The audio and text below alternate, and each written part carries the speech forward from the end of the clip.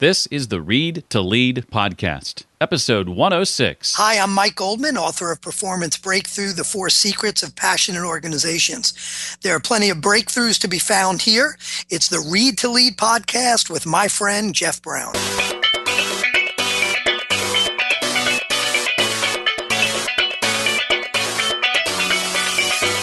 If your fear of being rejected is stronger than your desire to go out there and do it, then you might let the fear water you down and derail you from your plans, your dreams. Welcome to the Read to Lead podcast with Jeff Brown.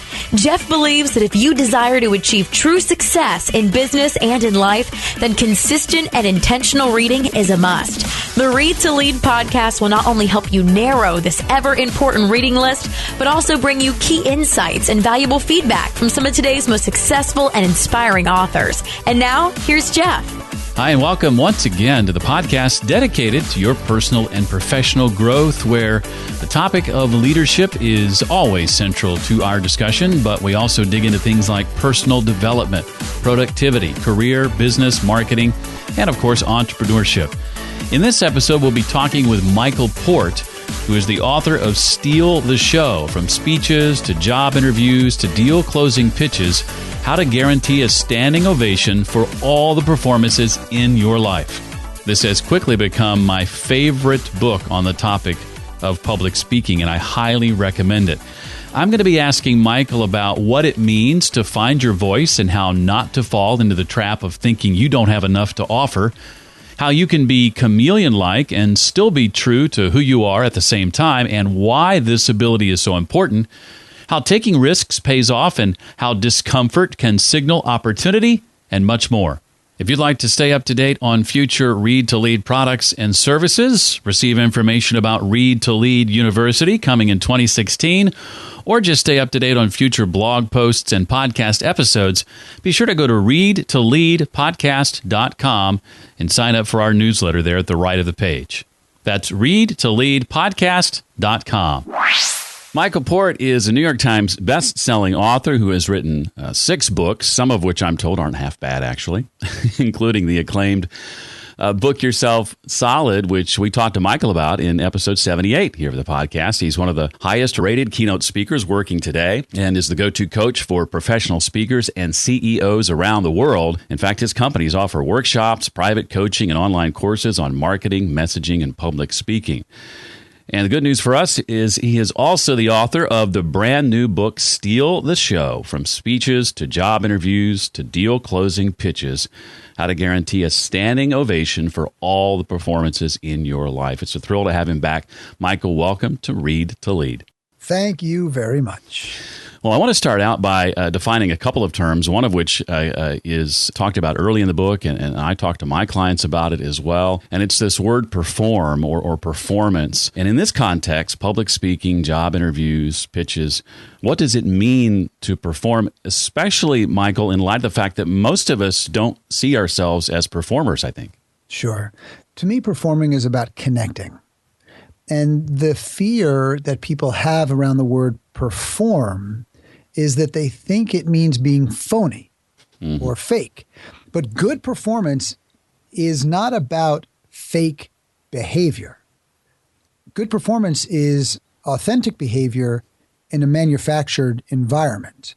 And many situations that we find ourselves in, many high-stakes situations, of course, anytime we need to give a speech or run a team meeting or go on a job interview or negotiate or sell a product, those are high-stakes situations.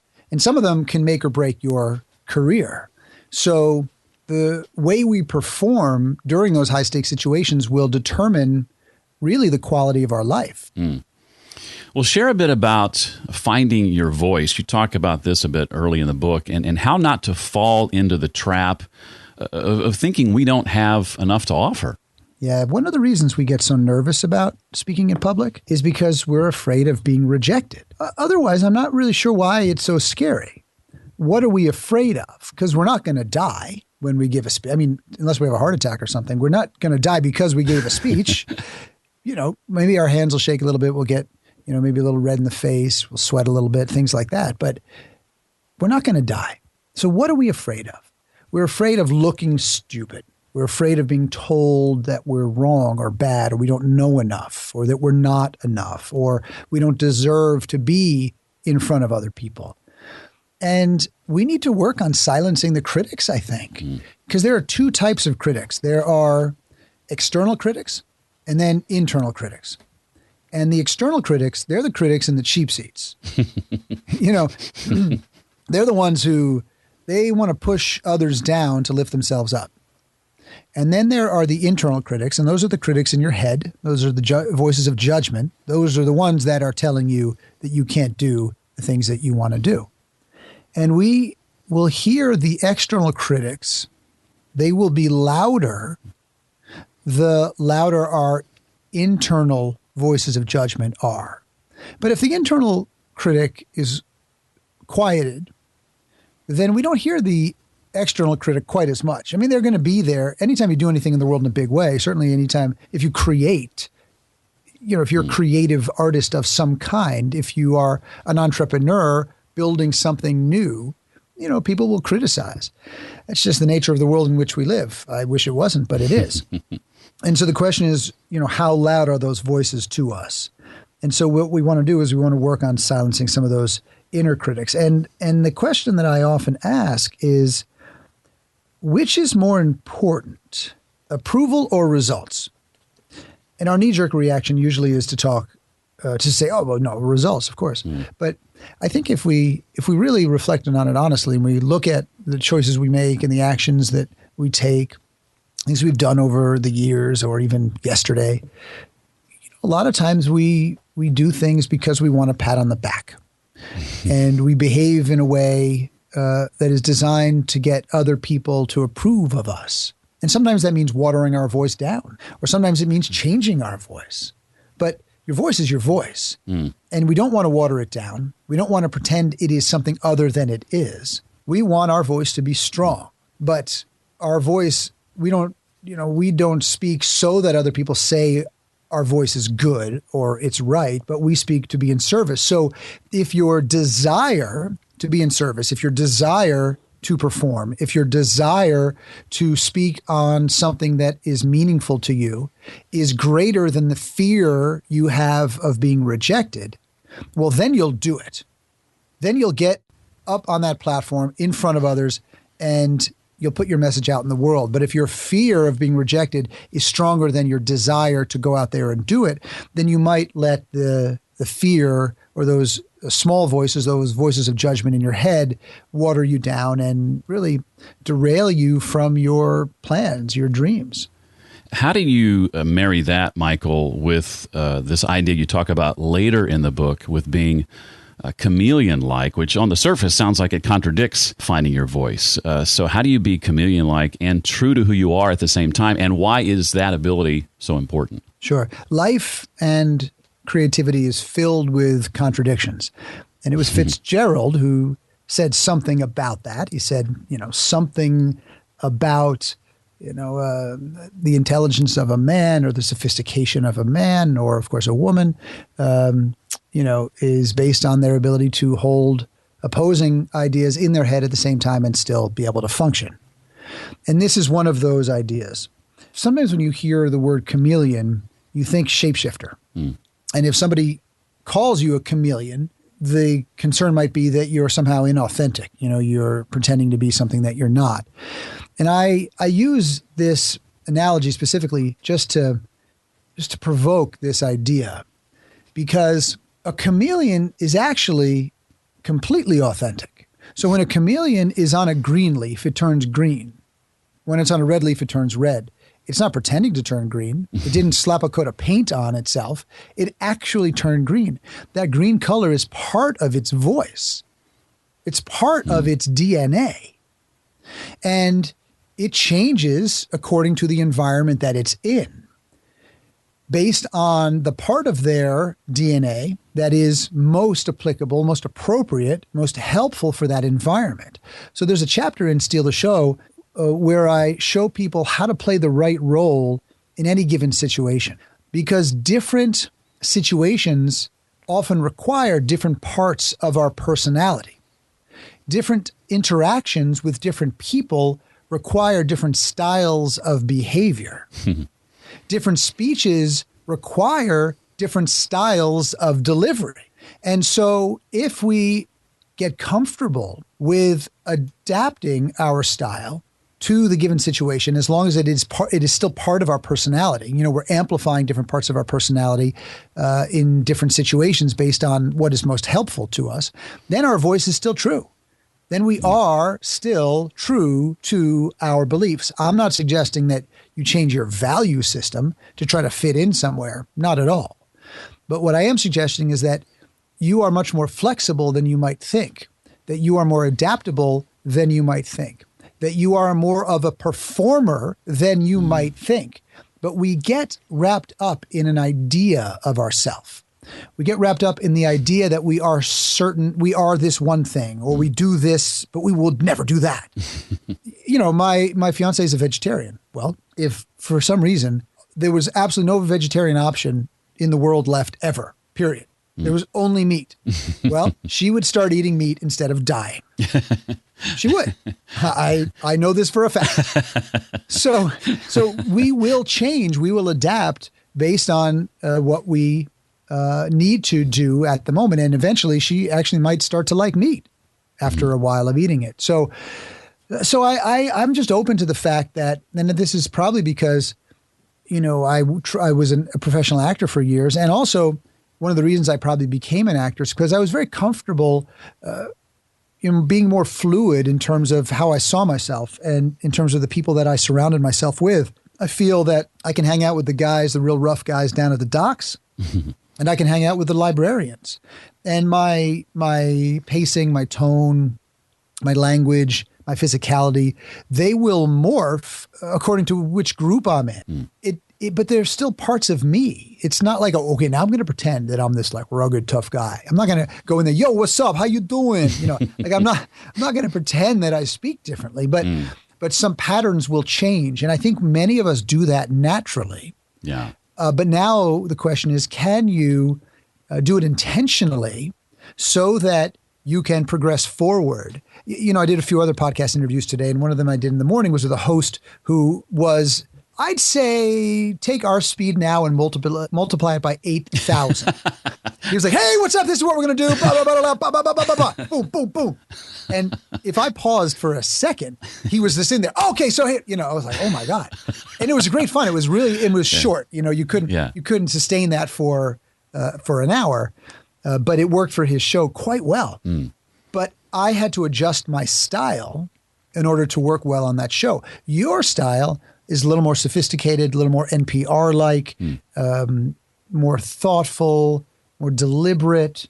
And so what I do is I bring out the different parts of my personality and style that would fit into your program to serve your audience, because my assumption is that your audience resonates with your style. That's why they listen to your program.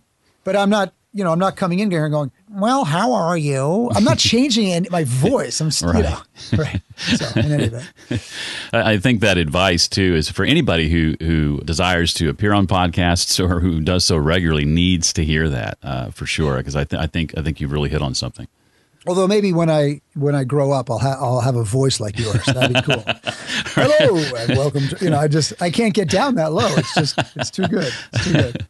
Well, Michael, talk about the difference between being in the limelight and hogging the limelight and the two important points you talk about to keep in mind related to that. Sure. So upstaging someone is very different than stealing the show. Stealing the show is a gift to the audience. Ideally, everybody in the show steals the show. And then, of course, the whole thing is a huge hit. Sometimes people will resent you when you are given the spotlight because you are the most compelling. But, that's not a reason not to take it. You don't dumb yourself down because other people are upset because they can't do the work necessary, or they won't do the work necessary, to shine when the spotlight's on them. So you don't worry about that. But upstaging people is very different. We never want to do that. What we want to do is say yes rather than no. When we upstage somebody, we're saying no. We are blocking them. We are taking away their timing. So we are overlapping with them, not allowing them to finish their ideas, their thoughts. We're rejecting their ideas, etc. That's upstaging somebody. But you need the people around you in order to do big things in the world. And so one of the concepts that I address in the book is the fundamental improvisation technique of saying yes and. And it goes like this. Let's say you and I were doing an improv scene and you ran in and said, "Oh my God, my leg is broken. I'm in so much pain." I said, "You're fine." That's it. It's done. What the performer does is the performer moves the action forward. Everything we do should move our conversation forward, should move our relationships forward, should move our life forward, not backwards. We don't want to stop, cut things off. And I would have cut that off if I said, "No, you're fine." Now you might be able to pull it off because you're clever and you've got this great voice and you'd come up with something. But instead of that, if you had run in and said, "Oh my God, I'm in so much pain, I broke my leg," and I said, "Oh, that's terrible. But you know what? Your hair looks fantastic." Well, I just said yes and this. And then you can say, "Yes, thank you. I was at the hair salon. I was getting my hair dyed. The smell of the chemicals made me pass out. I fell off the chair, broke my leg." And then we've got somewhere to go. And the same thing is true in life, in your relationships. If you want people to say yes to you, you need to say yes to them. And so that is what you do to steal the show, not turn things off, not stop the process dead in its tracks. Well, related to that is something else I wanted to touch on, and that's risks and taking risks. How does taking risks pay off? And more specifically, Michael, how can discomfort signal opportunity, as you put it in the book? So in Steal the Show, I use acting as a model for performance in aspects of our life and, of course, in public speaking. So it's not just a metaphor, but it's a model. And, of course, the Steal the Show is for non-actors. I'm not teaching acting in any way, shape, or form. But I'm using it as a model because taking risks is something that can be scary. And I am actually risk adverse when it comes to things like jumping off of bridges. I have no desire to jump out of a plane. Thank you very much. Unless, of course, it's burning. Then, and I have a parachute. Then maybe. But that's a different kind of risk than going after your desires. Those are two very different things. And I use acting as a model because you can take this example and you can see how it will translate to different situations in your regular life. What makes actors compelling to watch are the risks that they take, are the big choices that they make. Because watching small choices and watching pedestrian activities is boring. So it's interesting to watch a rocket ship take off. Not so interesting to watch people walk on treadmills. Now, if your favorite movie stars were walking on the treadmills, that might be a little bit more exciting. But it's very you can see the difference right there. So the people that are the most compelling are the ones who are willing to take risks, who are willing to do things that are compelling to others. Now, that doesn't mean they always work. The shuttle has obviously had a few disasters in its time, but NASA's also put men on the moon and a rover on Mars and so much more. But without those risks, they are not going to explore the unknown. They're not going to conquer new frontiers. And that's what we need to do as well. And if we pretend that we don't care about something, we generally don't get it. For example, when I was an actor, I was testing for a film called Kiss the Girls. And Kiss the Girls was a film with Morgan Freeman, and it was to play opposite Morgan Freeman. It was to play the cop who turns out to be the killer. Now, I look like a cop and a killer, so it's actually kind of a good, one or the other. You go, he's a cop or a serial killer. I'm not sure. But it was good. It was actually good casting for me. And I was nervous about it. And what I did was play really cool. I said, I don't care if I get it. It's not that big a deal. And I'm sure the script's probably not that great because, like, oh, the cop who really is the serial killer. Come on. Like I made up these reasons that I don't really care if I get it or not. And as a result, I didn't prepare as hard or as much as I should have. And this way, when I don't get it, I could go, yeah, well, it didn't really matter. I didn't care. If I'd cared, I probably would have gotten it, some BS like that. Right. Now, of course, at the time, I didn't realize I was doing this. It took some growing up to see that. But I don't pretend that I don't care about something when I want it. Like, I don't pretend that I am like, yeah, buy the steal the show or don't buy this, steal the show, whatever. I'm cool. Buy, steal the show. I want you to read this book. I care about this. And I think you want to go on journeys with people that care. You want to give opportunities to people that care.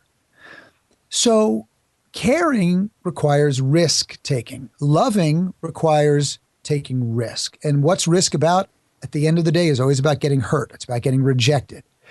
And so, as I said, I'm not talking about jumping off of bridges or bungee jumping, those kind of things.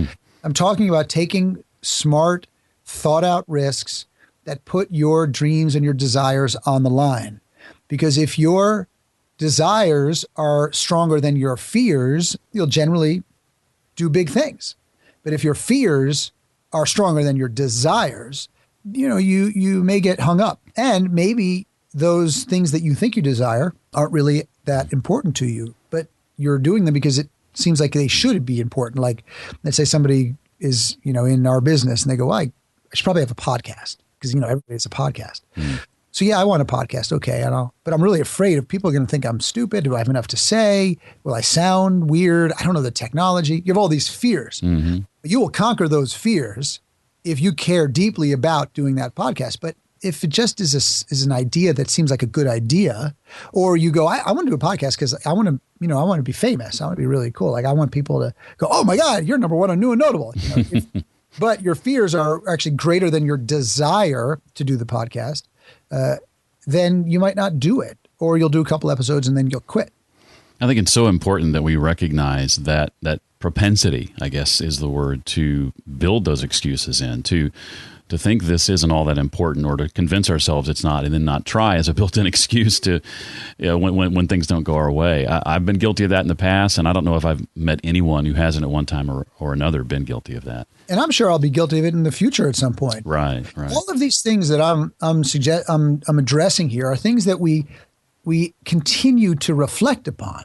We look for them. Are we acting in this way? Are we acting in the most productive way? Are we making choices that are moving life forward? Are we making big choices? Are we choosing early and often, or are we perseverating?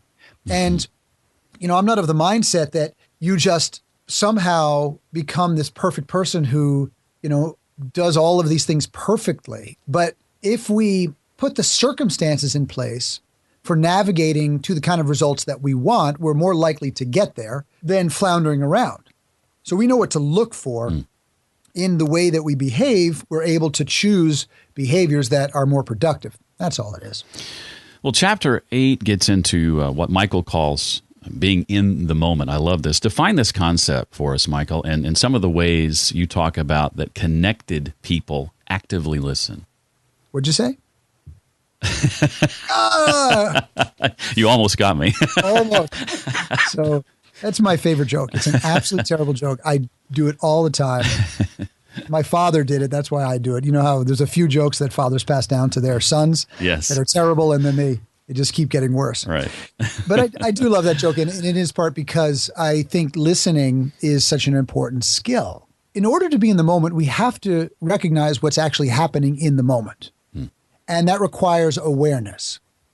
And as a speaker, one of the things that happens to you as you become more skilled is you're actually able to see yourself performing as you perform. So if you give a speech and you finish the speech and you feel like you have no idea what you did, what did I do? I have no idea what I said. Well, you may not have been well prepared, and you also are still at a real entry level point. And that's great because it means you have a lot of opportunity to develop more skill. Because folks who are really well prepared and know what they're going to do when they go out there and are comfortable in such a way that they allow themselves to be in the moment and recognize what's going on around them at all times, they start to be able to see themselves performing.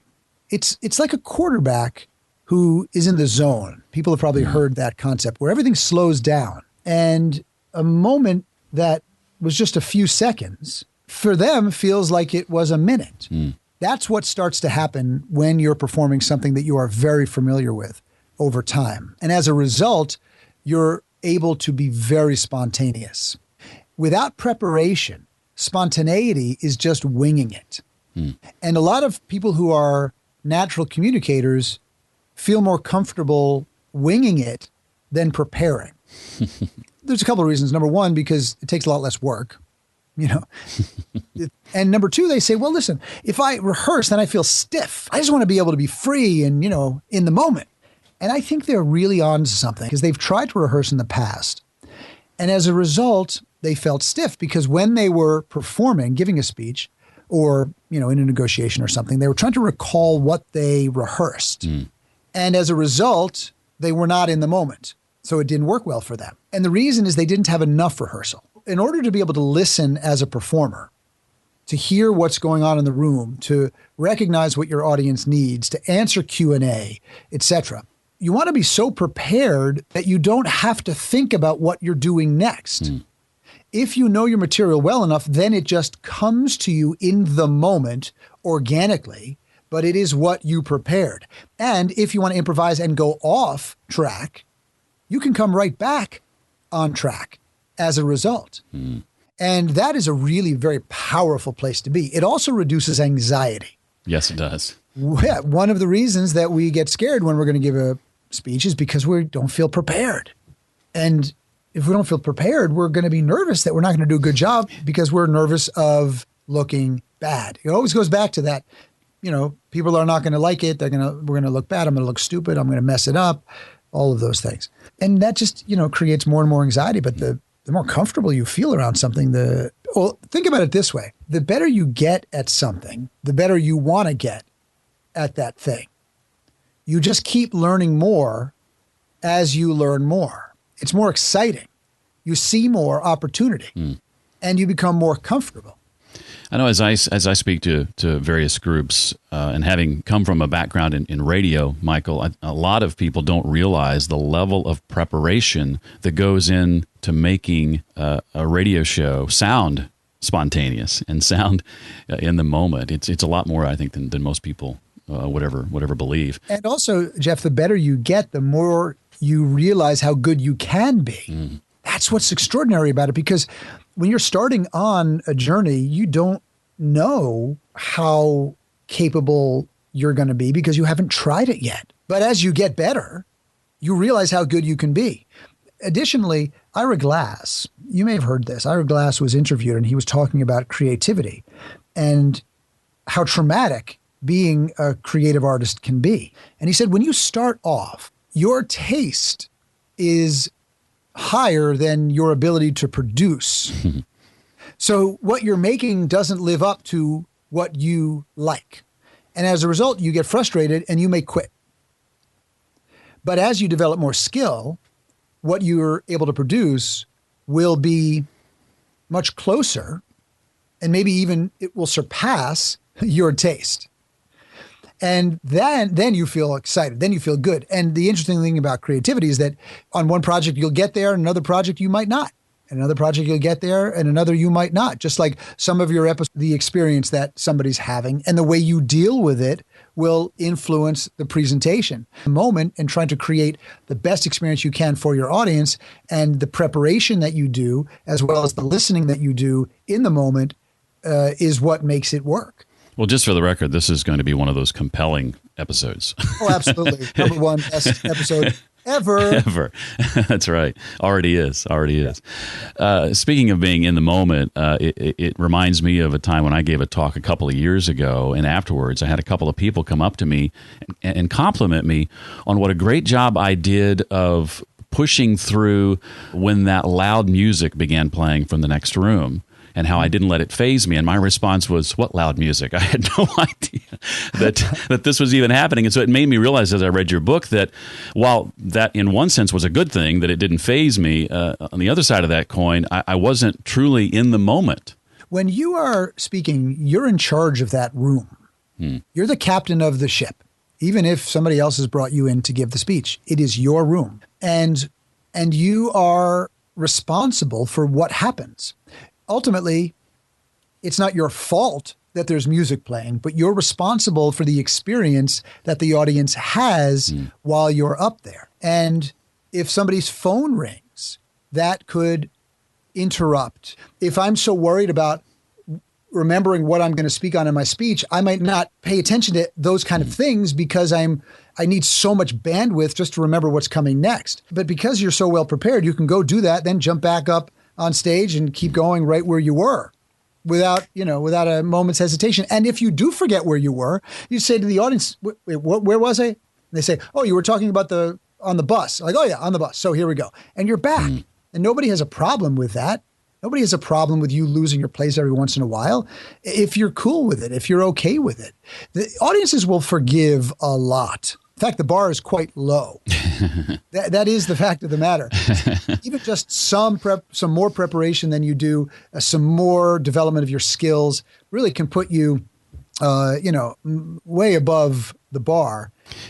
Would you say that's a good example of what you talk about when you suggest choosing early and often, and that unfounded fear of making the wrong choice? Sure. I make choices all the time that don't work, but that's what the performer does. If you think about a comedian, not every joke that the comedian tells kills. Right. And then they try to figure out, well, why didn't that joke work? I thought that it would work. Let me go figure it out. Let me go work on it. All the time. If I was going to go back and do the podcast over again and I listened to it, there are many sections where I would answer differently, more succinctly, or I'd make a different transition, or I'd draw out a particular pause. There's so many things I would do differently if I did it again, but that's not how this works. And if it was, then it would be a different medium. It would be something else, which is why, take podcasting, for example, many people have trouble podcasting when they do episodes on their own because they won't get through an episode because they'll make mistakes and they'll start over and over and over and over and over again because they want it to be perfect, and they get so caught up in everything being perfect that they keep stopping themselves. So that's why I say, you make your choice, stick with that choice, and if it doesn't work perfectly, fine. Make another choice that takes you closer to where you want to go. Keep working toward where you want to go. That's your job, is to progress towards the audience. You're always progressing forward, moving toward them, doing everything in your power to get them to think something, feel something, do something. And some things you say in the beginning of a presentation will resonate with one part of the audience, and some things you say later on will resonate with another part more. It's a very fluid experience. Well, I wanted to mention that Michael's book is divided into 3 sections, and many of the questions that I have posed thus far come out of sections 1 and 2, the performer's mindset and powerful performance principles. We don't have time to cover section 3 in depth, but I do want to ask a couple of questions related to that, Michael, in the time that we have left. A Masterclass in Public Speaking is the title of that section, and it is exactly that and more. Talk a bit about the 3 essential elements of effective content creation. It's getting ready, organizing your content, and then actually creating your content. So I'll do this in an abbreviated format because it's pretty extensive in the book. And I would say this: if someone has a speech to give in the next few days, don't read the book yet. You don't want to read the Masterclass in Public Speaking if you've got to give a speech in 3 days, because you will freak out. You'll go, everything I'm doing is now, I have to change everything. Oh my God. You don't want to do that. So get through that speech, then come back to the book and read it. So getting ready, when we look at great speeches, most great speeches have 5 components that are present in those speeches. And the first one is a big idea.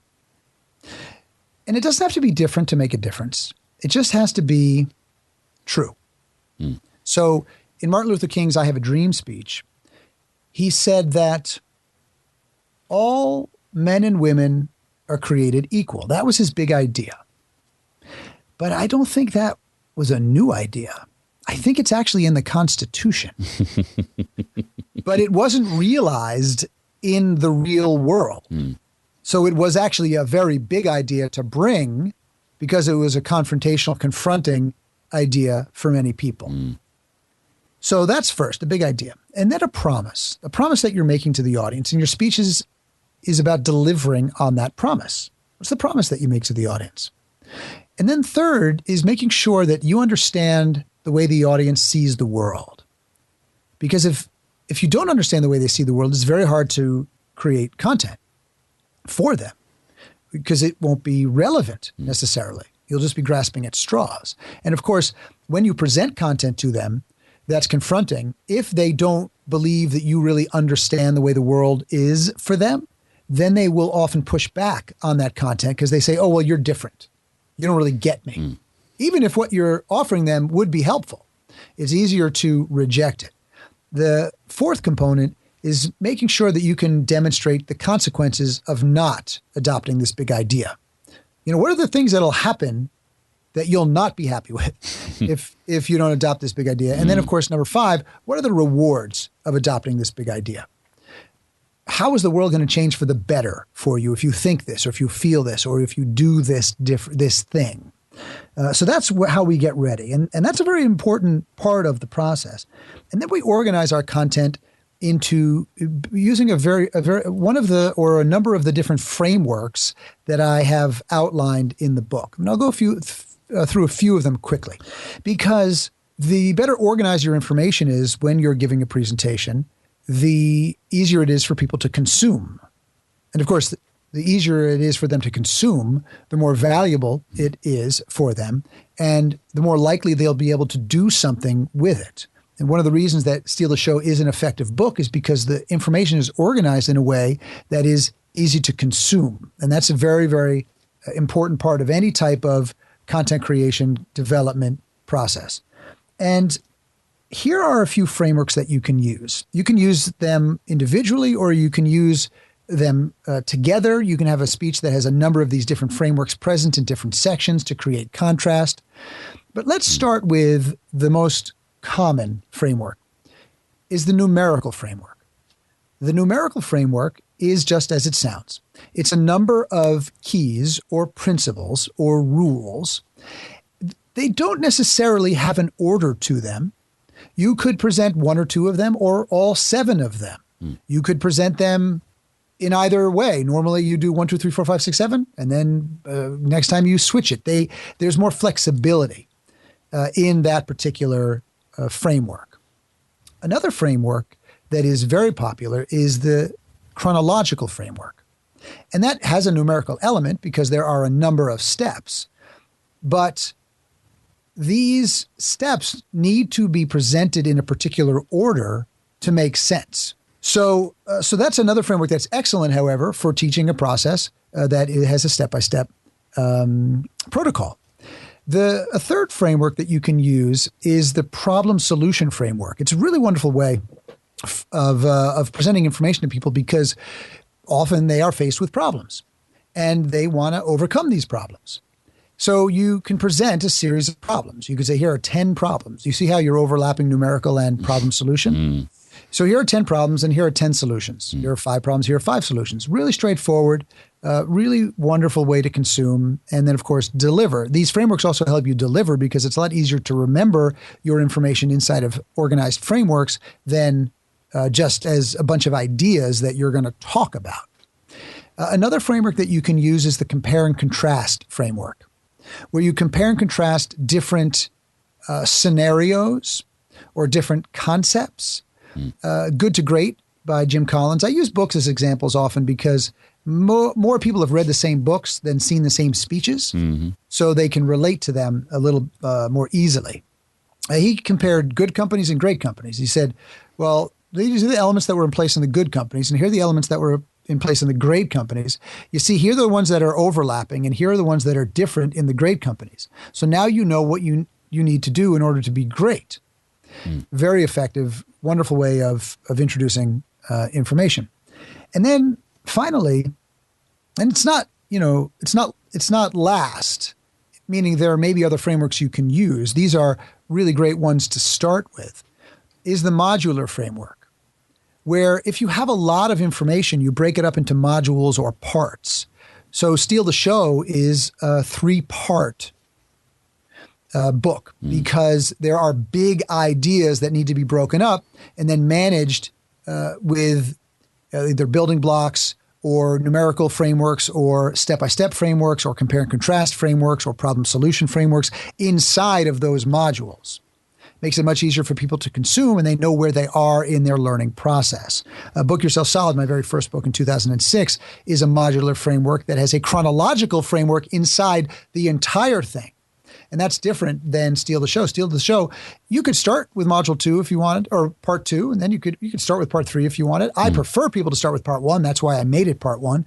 But if you just want to get on all the technical stuff, the masterclass for public speaking, that's it. You don't want anything about the performance mindset or the principles, et cetera. You'd be fine. You could read that and you'd be good to go. But in Book Yourself Solid, you really need the foundation first. Then you move into building trust and credibility, then pricing and selling, then et cetera. So, that's there are important distinctions there. And you were often perceived as an expert when you can organize your information very well. And then once you start creating, well, that's an iterative and a generative process. I have not yet met, I think maybe David Mamet can do this. Maybe Seth Godin can do this, although I still think they do a lot of rewriting. But I've yet to meet somebody who can just pick one of these frameworks and then just write and then go perform, and it's perfect. Rehearsal and content creation is a very messy process. I expect very little of what I create to actually end up in the performance. And I'm comfortable with that. I also am very comfortable with sucking during rehearsal because I know that's part of the process.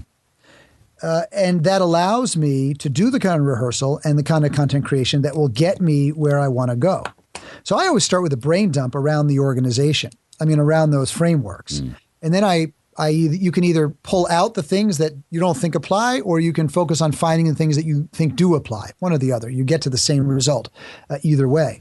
And then you just start identifying the key points in each section, because I think the lesson is very important first. And then we start to build in the stories, the examples, the protocols we're going to use to deliver that lesson, which in aggregate, all of the lessons in aggregate deliver on the overall promise of the presentation.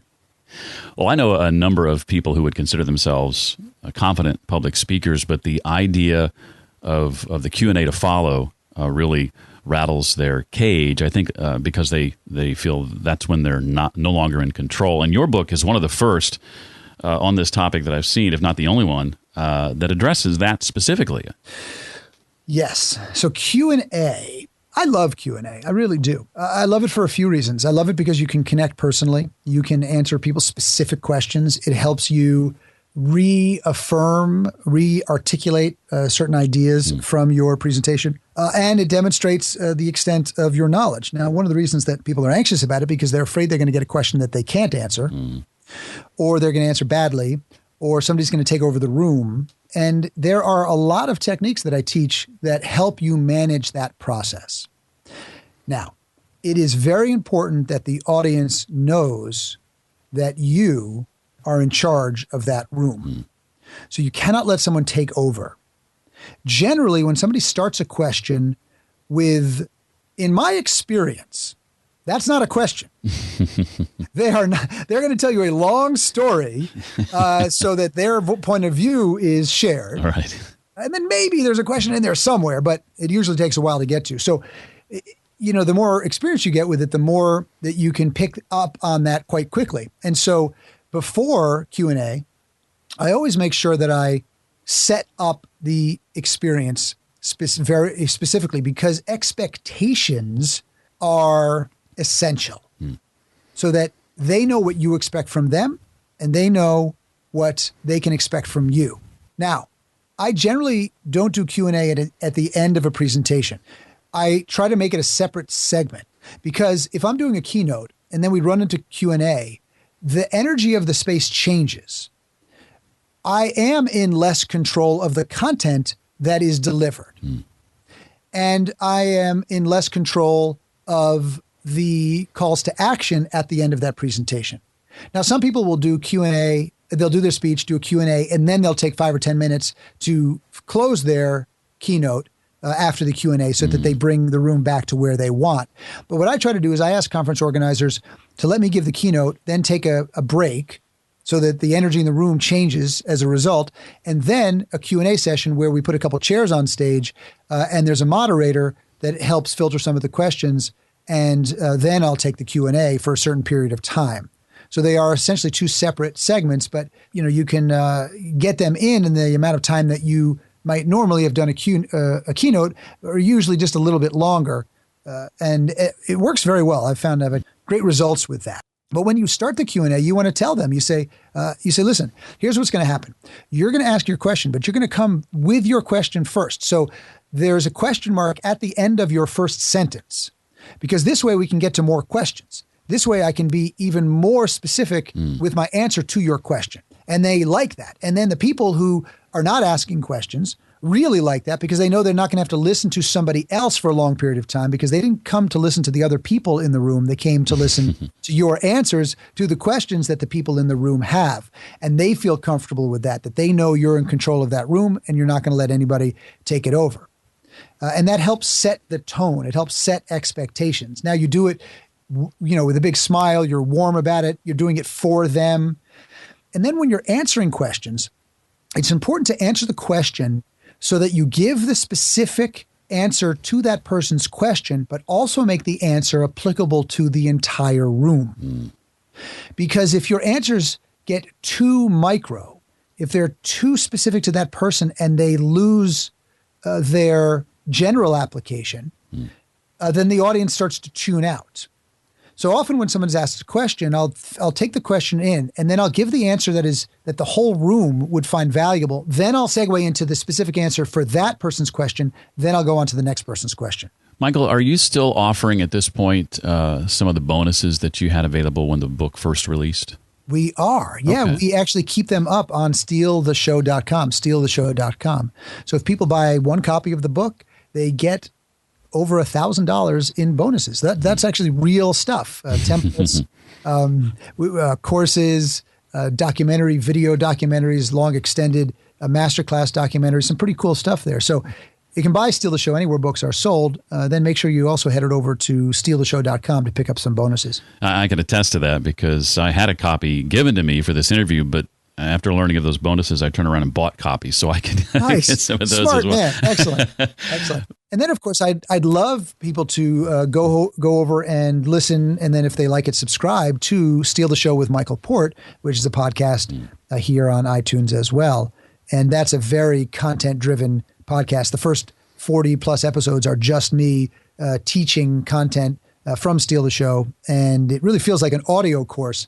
So there are 5-minute episodes, there are 20-minute episodes. There's a lot of fast and hard-hitting content-driven episodes. I'm getting a lot out of that as well, to complement the reading, listening to 3 or 4 episodes a week as I do my morning run. Highly recommend the Steal the Show podcast.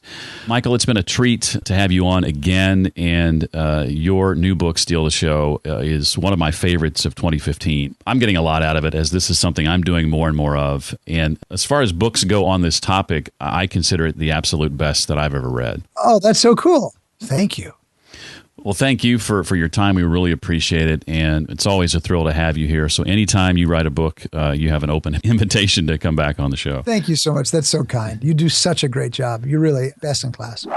I can't say enough about Steal the Show. Again, one of the best resources I've seen if you're in the business or desire to be in the business of public speaking, or to just get better at it than you currently are. And as Michael hinted, there are over $1,000 worth of bonuses available to you with the purchase of just a single copy of the book. I'll put all the information you need to take advantage of that in the show notes page for today's episode. It's readtoleadpodcast.com/106 for episode 106. Remember to sign up for the Read to Lead podcast newsletter if you desire to stay up to date on future Read to Lead related products and services. Read to Lead University coming in 2016, or general blog posts and updates. Just go to readtoleadpodcast.com and simply enter your first name and email address in the form on the page. That's readtoleadpodcast.com. A rating and review in iTunes is always appreciated. You can go to readtoleadpodcast.com/iTunes and do that right now. The latest review comes in from Jumanji25, who gives it 5 stars and calls it a must listen. He or she says you'll learn so much from the interviews. For the busy professional who can't read every new book on the market but wants to keep growing, this podcast is perfect for you. I tend to agree. Appreciate you listening. Thank you so much. That does it for this week. I look forward to seeing you next time for the Read to Lead podcast. Thanks so much for listening to the Read to Lead podcast. As a subscriber, we challenge you to be more than just a passive listener. Become a vital member of the community. Visit us on the web at readtoleadpodcast.com. Until next time, remember, leaders read and readers lead.